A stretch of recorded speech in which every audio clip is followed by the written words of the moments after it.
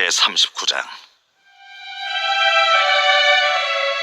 그때에 발라단의 아들 바벨론 왕 무로닥 발라단이 히스기야가 병들었다가 나았다 함을 듣고 히스기야에게 글과 예물을 보낸지라. 히스기야가 사자들로 말미암아 기뻐하여 그들에게 보물 창고 곧 은금과 향료와 보배로운 기름과 모든 무기고에 있는 것을 다 보여주었으니 히스기야가 궁중의 소유와 전 국내의 소유를 보이지 아니한 것이 없는지라. 이에 선지자 이사야가 히스기야 왕에게 나와 묻되, 그 사람들이 무슨 말을 하였으며 어디서 왕에게 왔나이까? 그들이 원방 곧 바벨론에서 내게 왔나이다. 그들이 왕의 궁전에서 무엇을 보았나이까? 그들이 내 궁전에 있는 것을 다 보았나이다. 내 창고에 있는 것으로 보이지 아니한 보물이 하나도 없나이다. 왕은 만군의 여호와의 말씀을 들으소서. 보라, 날이 이르리니 내 집에 있는 모든 소유와 내 조상들이 오늘까지 쌓아둔 것이 모두 바벨론으로 옮긴 바 되고 남을 것이 없으리라. 여호와의 말이니라. 또 내게서 태어날 자손 중에서 몇이 사로잡혀 바벨론 왕궁의 환관이 되리라 하셨나이다. 당신이 이른바 여호와의 말씀이 좋소이다. 내 생전에는 평안과 견고함이 있으리로다.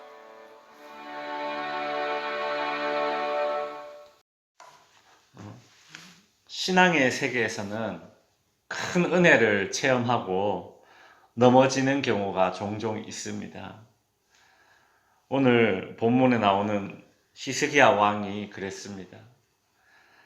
히스기야를 늘 고통스럽게 했던 아수르 군이 하루아침에 몰살당하고 아수르 왕 사네립은 비참하게 죽었습니다. 히스기야 입장에서는 진짜 앓던 이가 쑥 빠진 것입니다. 어디 그뿐입니까? 죽을 병에 걸렸었는데 기도했더니 해시계가 거꾸로 가고 생명이 15년 연장되는 그런 은혜를 체험했습니다. 근데 너무 이런 큰 은혜가 히스기야를 넘어뜨리게 됩니다. 오늘 본문에 보면 히스기야 왕이 죽을 병에서 치유되었다라는 그 소식을 듣고 그 당시에 이제 신흥 강대국으로 발돋움을 하려는 그 야욕을 숨기고 있는 바벨론 왕이 예물과 친서를 써서 서신을 이제 들려서 이제 사신들의 손에 이제 쥐어줘서 예루살렘으로 보냅니다. 겉으로는 히스기야 왕의 이제 쾌유를 축하하고 동맹을 제안하는 그런 목적이었지만 속으로는 이 남유다 예루살렘 히스기야 왕을 이제 간보기 위한 그런 목적으로 사신들이 온 것이죠. 그것도 모르고 히스기야 왕은 참 어떻게 보면 순진한 건지 뭔지 싶을 그런 생각이 듭니다. 너무 해맑게 자신을 찾아온 바벨론 사신들에게 보물 창고도 보여주고 또 그리고 국가 기밀인 무기 창고도 보여주었다고 하죠. 아수르도 물러갔겠다. 죽을 병에서 고침도 얻었겠다. 히스기야는 참 자랑하고 싶었던 것입니다. 근데 여러분, 사실 히스기야가 자랑할 것은 보물 창고도 아니고 무기 창고도 아닙니다. 히스기야의 보물 창고, 무기 창고로는 아수르 군대를 물리치기에는 턱없이 부족한 것들 아니었습니까? 그 예루살렘 성 안에 갇혀서 뭘 했습니까? 아무것도 못했죠. 히스기야의 보물 창고, 그 무기 창고로는 그 히스기야의 불치병을 고칠 수가 없었지 않습니까? 문둥병 앞에 보물이 무슨 소용이 있겠습니까? 그죠? 아무것도 아닌 것들이죠. 그러니 지금 이 순간에 바벨론 사신들에게 히스기야 왕이 자랑해야 할 것이 있다면 그거는 보물 창고도 아니고 무기 창고도 아닙니다. 히스기야가 지금 이 순간 자랑해야 하는 것은 하나님이죠. 하나님. 오로지 하나님뿐입니다. 근데 보십시오. 오늘 본문에서 히스기야가 바벨론 사신들에게 하나님의 하자도 입에 꺼내지 않습니다. 그저 들떠서 자기 자신이 가지고 있는 것, 그거 보여주기에 바쁩니다. 이 바벨론 사신들은 남유다의 보물창고도 보고 무기창고도 봤죠. 남유다의 이 전투력을 가늠할 수 있는 경제력과 군사력, 이것들을 파악하고 이제 고국으로 돌아간 것입니다.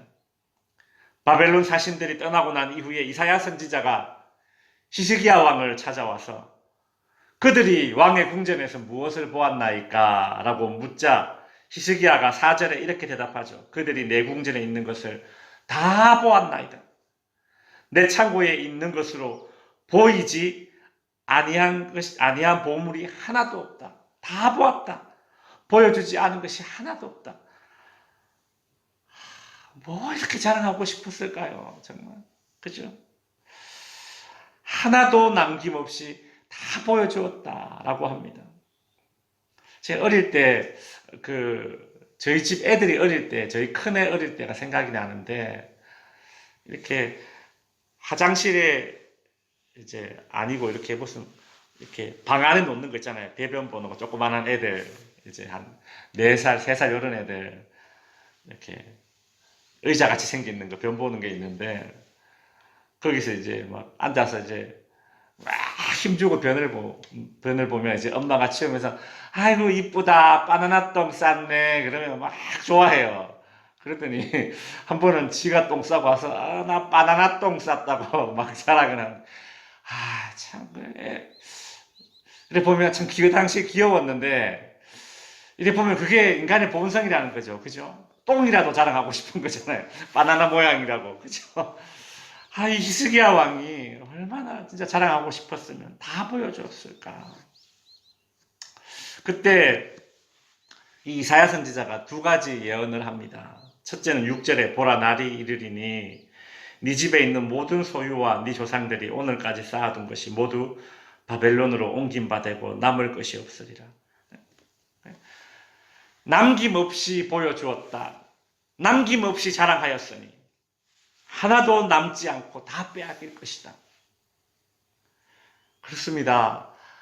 우리가 자랑할 만한 것이라고 여기는 그 모든 것들 있지요. 하나님 외에 자랑할 것이 못 돼요. 그렇죠? 2번째 예언은 7절에 나오죠. 네게서 태어날 자손 중에서 몇이 사로잡혀 바벨론 왕궁의 환관이 되리라. 히스기야의 후손이면 왕손들 아닙니까? 그죠? 왕손. 왕의 자손 중에 바벨론으로 끌려가서 그곳에 환관, 내시가 된답니다.